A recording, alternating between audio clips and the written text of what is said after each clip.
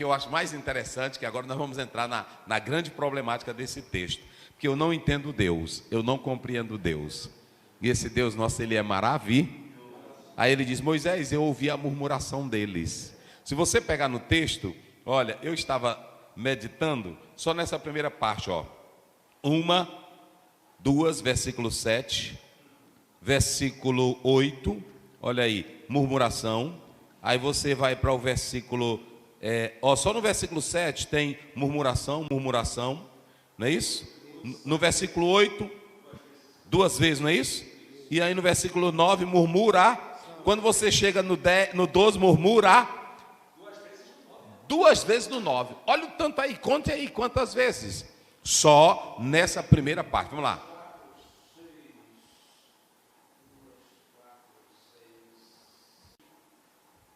7, na hermenêutica diz que quando o autor ele repete, é só para mostrar a intensidade do que estava acontecendo. Olha o tanto de vezes que aparece aí murmuração. Agora, como é que eles murmuram contra Deus? Aí Deus chega e diz assim: eu vou dar pão para vocês. Não é isso? Como é que ele diz aí no texto? Eu vou dar pão para vocês. Porquanto ouviu murmurações. Não, 12 não. Tem ouvido as murmurações dos filhos de Israel, fala-lhes, dizendo: entre as 2 tardes comereis carne, e pela manhã vos fartareis de pão, e sabereis que eu sou o Senhor vosso Deus. Aí você tem aqui os 2 alimentos que vão vir de Deus. Quem é que vai mandar pão? Lehem. E quem é que vai mandar codornizes? Deus. Ele vai mandar pão e ele vai mandar carne. Observem bem que alguns estudiosos dizem que essas palavras, elas estão relacionadas como o alimento que vem de Deus, tanto o pão como a carne. Eu coloquei aqui o pão e a codornizes. Vai vir de Deus. Agora, vamos lá, vocês que estudam Bíblia, nós que estudamos a Bíblia, por que o povo murmura? E Deus vai dizer que vai trazer carne e vai trazer pão.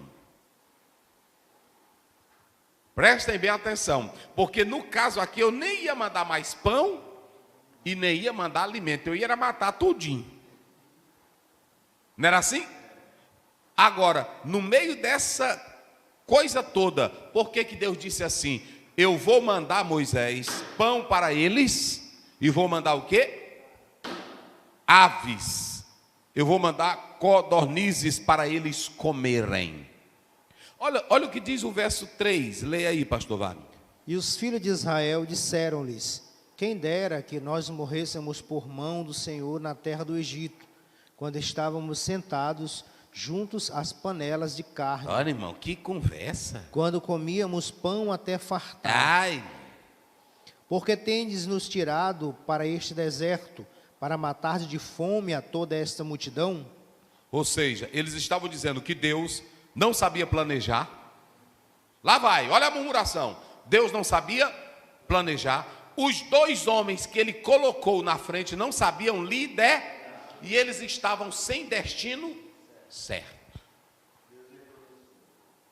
Deus errou em tudo. Deus errou em tudo. Falei.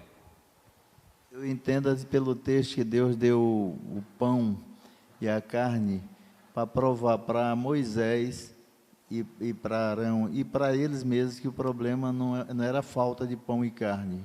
Eles mesmo que não prestavam. E quando o cara não presta, a pessoa não presta, tendo muito ou nada, ele está sempre reclamando. Tem conotação. Só que é o seguinte, sabe por que Deus mandou pão e carne naquele momento que ele vai mandar? Para mostrar para aquele povo que o êxodo não foi errado, que o êxodo não foi um acidente, que o êxodo não foi conversinha de menino. E outra coisa, para mostrar que nada vinha de Moisés e nada vinha de Arão.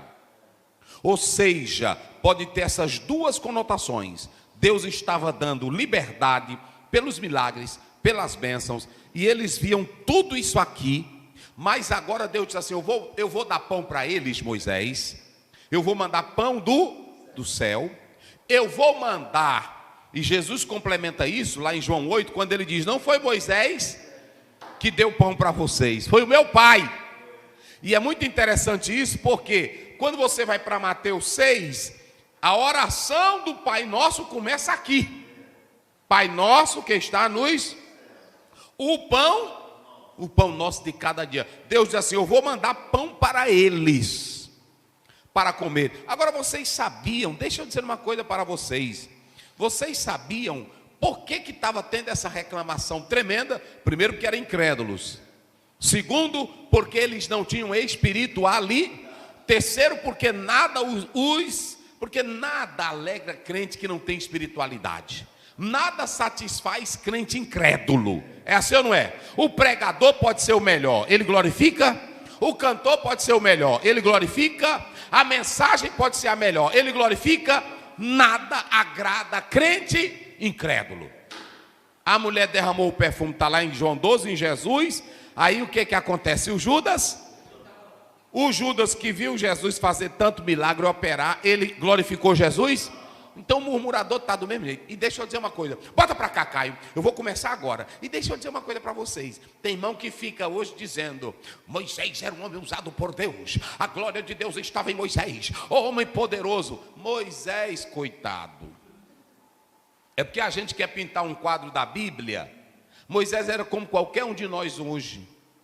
Ele andava estressado, ele andava desanimado, ele andava na pressão, ele andou pedindo, um homem que tinha comunhão com Deus, pedindo a própria morte. Olha a falta de equilíbrio. Mas sabe o que era isso? De lidar com gente ruim. Porque eu vou dizer uma coisa para vocês, não tem coisa pior do que lidar com gente ruim. Principalmente aquele que diz que é crente. Não é isso? Aquele que diz que está na igreja, é murmurador, é crítico, é falso, é antipático. Dói na alma da gente. Dói ou não dói? Ele sabe que você é sincero, ele sabe que você é fiel. Fale aí.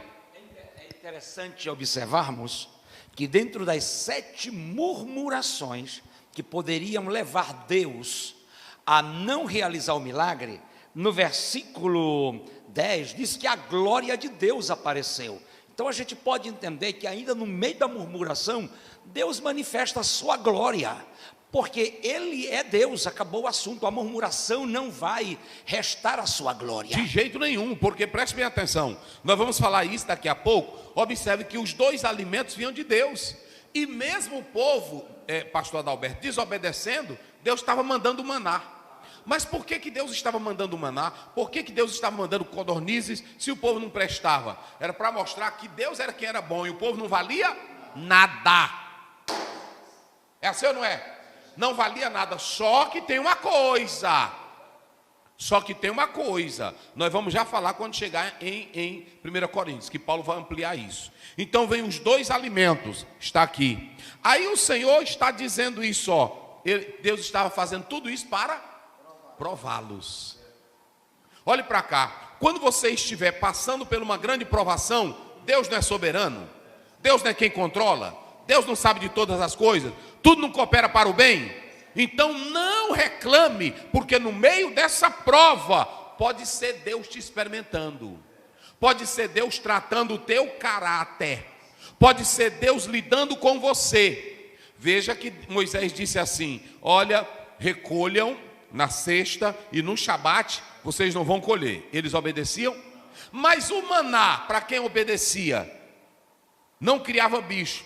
Mas para quem não obedecia, eles levaram, botaram na panela e guardaram em casa. Mas quando foi olhar, tinha bicho, estava podre. Porque preste bem atenção, bênçãos de Deus não presta na vida de quem não é obediente, ela vira bicho. Olha, não queira, bota para cá, Caio, bota para cá, tu está filmando, bota para cá. Não queira a bênção de Deus se tu está em adultério, porque tu vai receber bicho.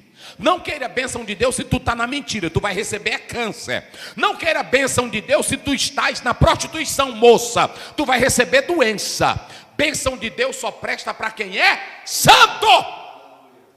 O próprio Jesus disse, não dei as coisas santas aos cães, aos porcos. Por que Deus não deixou Adão e Eva no paraíso? Eles poderiam viver no pecado constantemente, mas Deus o expulsou do paraíso. Senão apodrecia. Não queira a bênção de Deus, você em pecado. Ela vai criar bicho. O maná era do céu, o maná era de Deus, então podia não criar bicho porque era divino.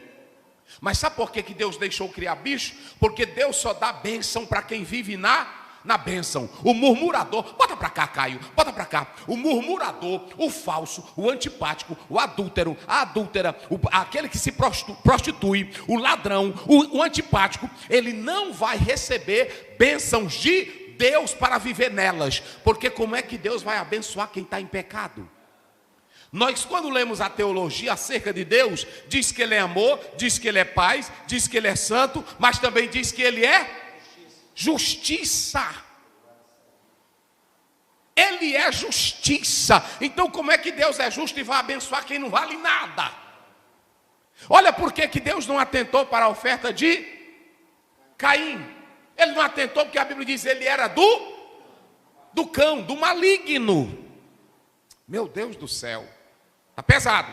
E aí Deus estava colocando tudo à prova. Por que Deus vai colocar à prova? Deus vai matar todos eles, mas vai dizer, eu dei uma chance para eles.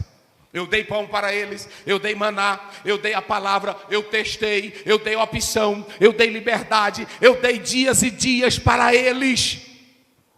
Eu dei a oportunidade de se arrependerem, foram provados, mas não passaram no teste. Eita, meus irmãos, é negócio pesado.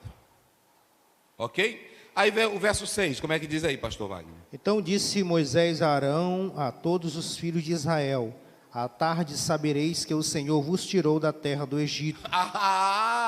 Se eles estavam murmurando de Moisés, eles não tinham nada que murmurar de Moisés. Quem foi que tirou eles de lá? Olha o que Deus está dizendo. Eu vou mostrar que quem tirou vocês, o êxodo não era de Moisés. O êxodo não era de Arão. O êxodo de quem era? Aí Deus diz, por isso que eu vou mostrar para vocês. Vocês vão saber que eu sou Deus. E aí ele vai pegar essa provisão do alimento, a salvação, que é a libertação do Egito, a provisão do alimento, estava provando para eles que tudo estava sendo feito por Deus. Ok? Então é muito importante atentar para isso aí, a palavra de Deus. Aí você vai